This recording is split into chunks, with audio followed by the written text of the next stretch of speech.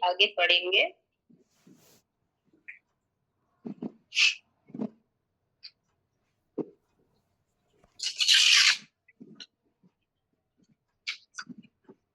अहंकार को मिटाने के कारण, मिटाने के उपाय।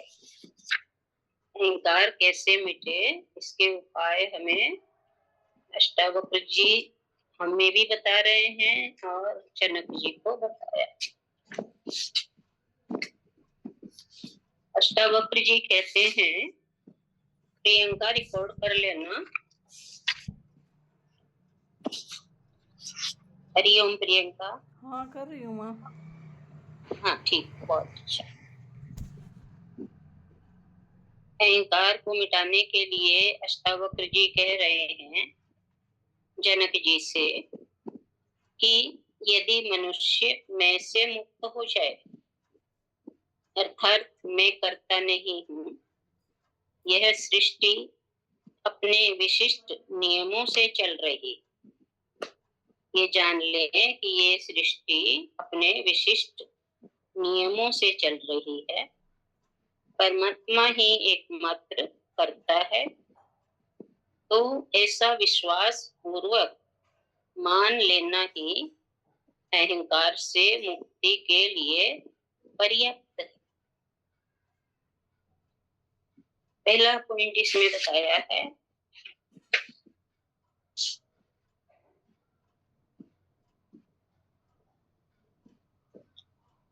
फिर बता रहे हैं मैं एक विशुद्ध बोध हूँ, मैं एक विशुद्ध बोध हूँ।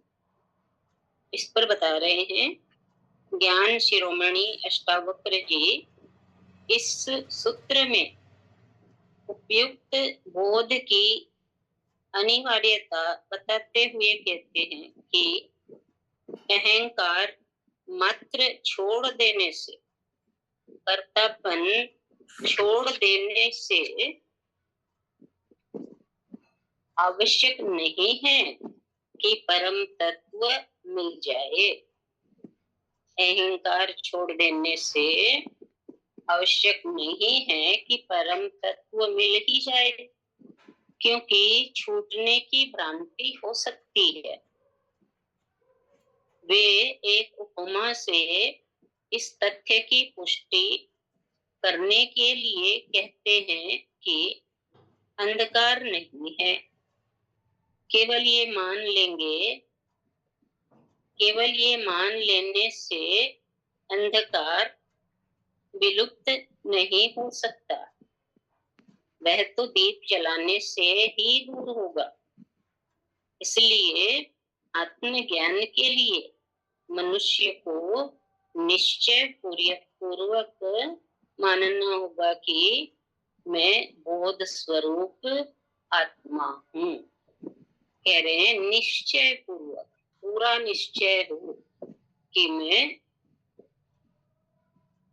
विशुद्ध बोध स्वरूप आत्मा हूँ, तब उसका अज्ञान रूपी अंधकार चाहे जितना घना हो दूर हो जाएगा। अज्ञान ज्ञान का अभाव ही है, ज्ञान आने से अभाव दूर हो जाता है, तो यही कह रहे हैं कि अज्ञान ज्ञान का अभाव ही है। इस प्रकार ज्ञान के उदय होने से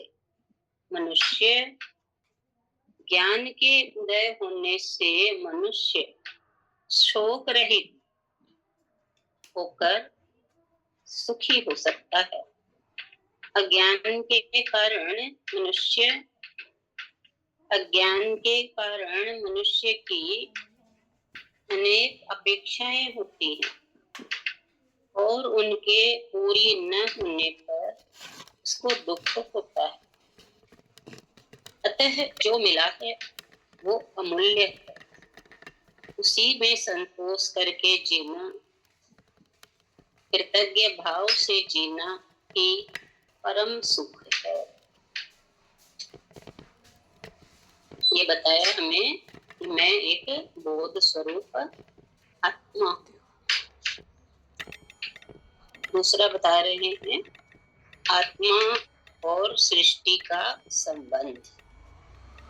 टॉपिक समझे, आत्मा और सृष्टि का संबंध। इसका आधार करेंगे। अष्टावक्र जी का ये सूत्र भी बड़ा अर्थपूर्ण है। इसमें वे आत्मा और सृष्टि के संबंध पर प्रकाश डालते हुए कहते हैं कि आत्मा अरूप है। आत्मा अरूप है, मतलब उसका कोई रूप नहीं, निराकार है, कोई आकार नहीं, कोई रूप नहीं। उसी निराकार का साकार रूप ये सृष्टि है। ये सृष्टि निराकार का साकार रूप है। परमात्मा का प्रथम अवतार ये संसार है। आकार बनता बिगड़ता है, किंतु मूल तत्व वही रहता है। वे कहते हैं कि संसार परिवर्तनशील है, अनित्य है। अध्यात्म में इसी अनित्य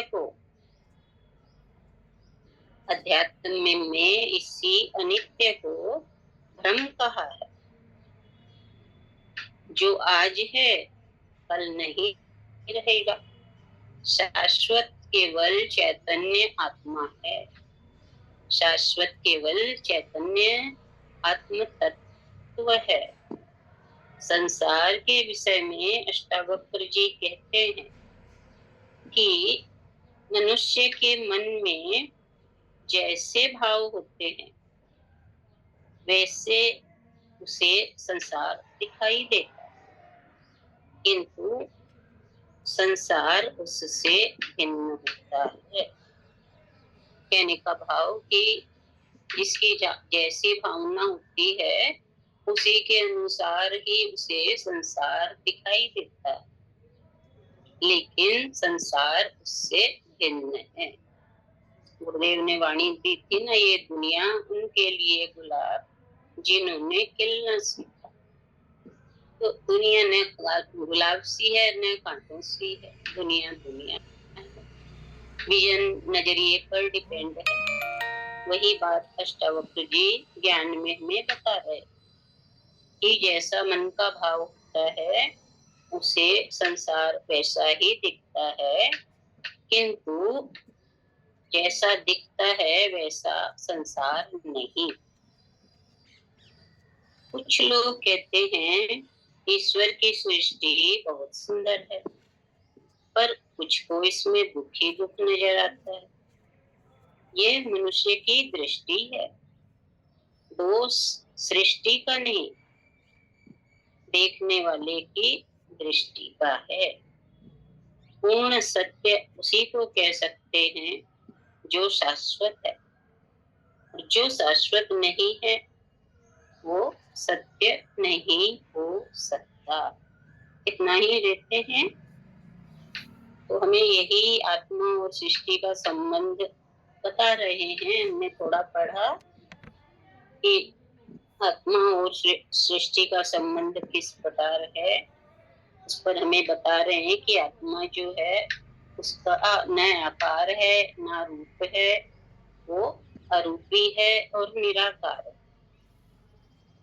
और ये सृष्टि यानी संसार ये आत्मा का, परमात्मा का, निराकार का साकार रूप है। परमात्मा का प्रथम अवतार ये संसार है। परमात्मा प्रथम अवतार लेकर इस संसार में ही आए। तो ये हमें बार बार समझाया जा रहा है। और कहते हैं कि संसार परिवर्तनशील है, अनित्य है। वो सत्संग में सुनते हैं कि इसी अनित्य को ब्रह्म कहा गया है, कि आज है कल नहीं है। शाश्वत यही है कि वो सदा रहेगा। शाश्वत क्या है? हमारी चैतन्य आत्म